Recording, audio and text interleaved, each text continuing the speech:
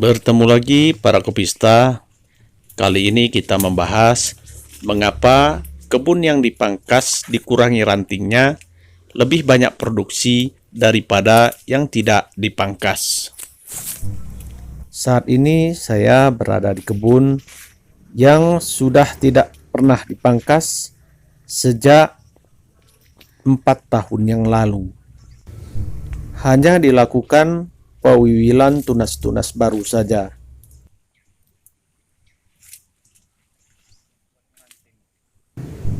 Terlihat ranting-ranting tua yang tumbuh secara acak dan banyak yang menjulur panjang hingga mencapai 2 meter lebih. Ranting-ranting tua ini tentu saja tidak produktif lagi. Pada ujung-ujung ranting tua ini hanya ditumbuhi 2 hingga 5 gogos kembang saja. Dan kembang yang tumbuh di ujung-ujung ranting tua ini biasanya tidak bertahan lama. Kembang ini jarang yang membentuk buah ataupun akan berguguran saat sudah menjadi pentil buah. Keadaan ini terjadi yang pertama karena suplai makanan tidak sampai kepada bunga-bunga yang akan membentuk buah. Yang kedua, karena kelembaban udara yang terlalu tinggi sehingga menyebabkan kembang-kembang ini membusuk. Dan faktor ketiga adalah adanya batasan umur produktif pada ranting kopi.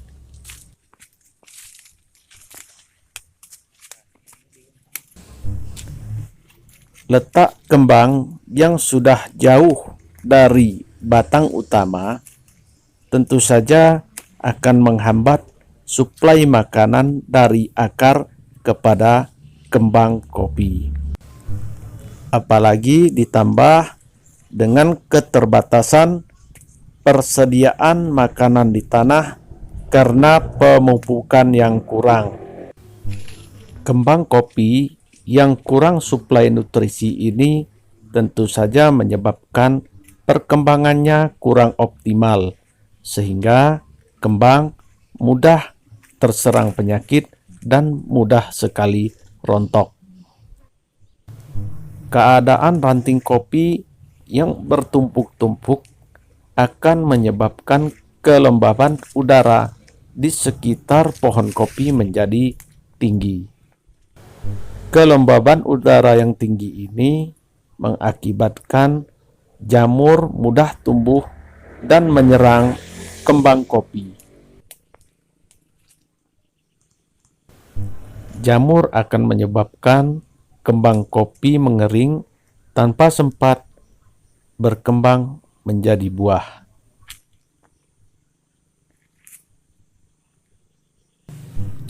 Ranting pada tanaman kopi memiliki umur yang optimal untuk berproduksi.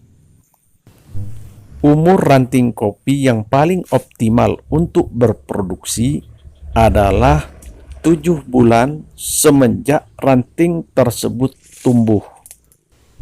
Pada umur 7 bulan, ranting akan tumbuh lebih dari 10 ruas. Ranting yang sudah 2 kali berbuah atau lebih memiliki pertumbuhan yang lambat. Buah kopi akan tumbuh di setiap ruas yang ada pada ranting tersebut. Setiap ruas ranting yang telah berbuah tidak akan tumbuh buah kembali pada ruas yang sama. Buah hanya akan muncul pada ruas-ruas yang belum pernah berproduksi saja. Jadi, satu ranting dapat berbuah berkali-kali, namun tidak pada posisi ruas yang sama. Yang paling ideal, satu ranting berbuah hanya sebanyak 2 kali saja. Apabila satu ranting berbuah lebih dari 2 kali, biasanya akan memiliki ruas yang sedikit yang otomatis akan tumbuh bunga yang sedikit pula jumlah gogosnya.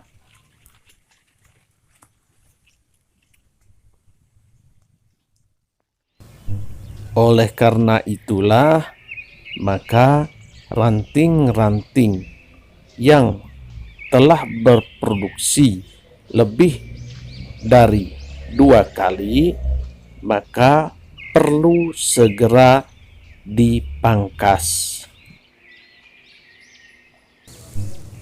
Dengan pemangkasan yang tepat, maka akan menyebabkan distribusi makanan dari akar kopi kepada bunga kopi menjadi pendek atau menjadi efisien. Dengan demikian, tentu saja bunga-bunga kopi akan berkembang secara optimal. Kemudian dengan pemangkasan tentu saja akan mengurangi ranting-ranting yang menyebabkan kelembaban di sekitar pohon kopi menjadi rendah.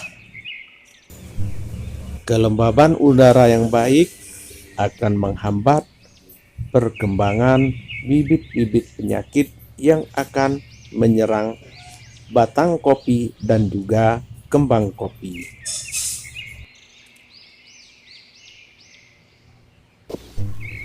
Pemangkasan ranting-ranting yang tidak produktif lagi juga akan merangsang pertumbuhan bunga-bunga pada tanaman kopi dengan maksimal.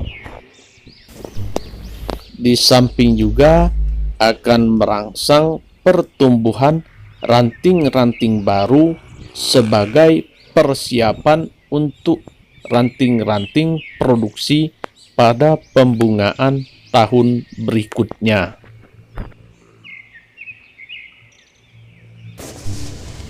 Pemangkasan dengan hanya menyisakan sedikit ranting pada tanaman kopi tidaklah akan mengurangi jumlah produksi buah kopi pada panen nanti.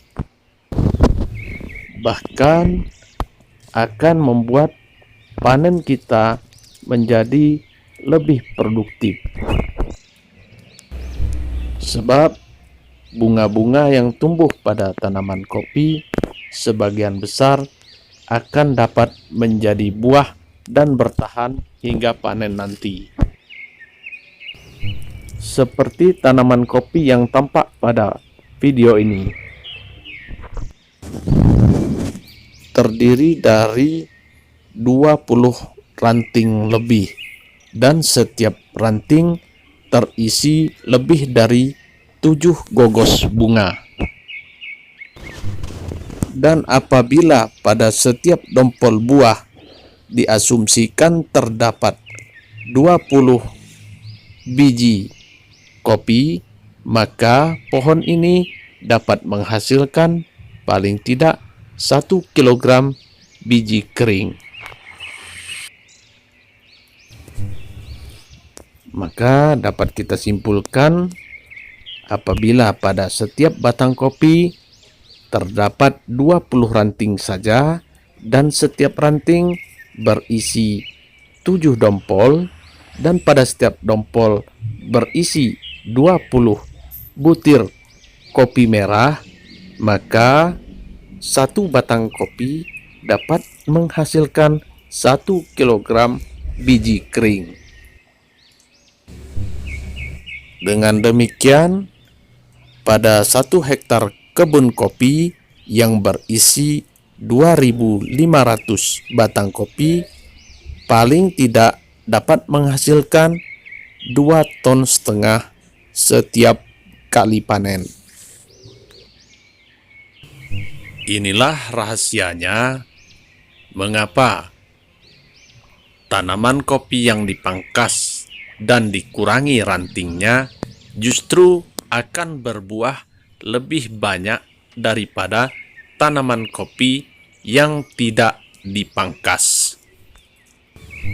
Apabila kita konsisten melaksanakan pemangkasan setiap tahun dan juga perawatan serta pemupukan yang tepat, potensi setiap hektar kebun kopi dapat menghasilkan lebih dari 4 ton per hektar per tahun.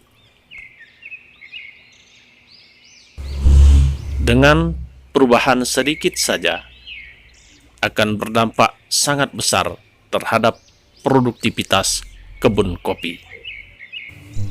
Semoga petani kopi selalu berjaya.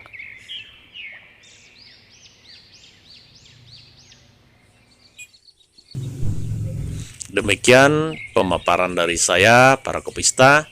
Jangan lupa like, share, dan subscribe. Semoga apa yang saya paparkan dapat bermanfaat bagi kita semua. Sampai bertemu pada video yang berikutnya.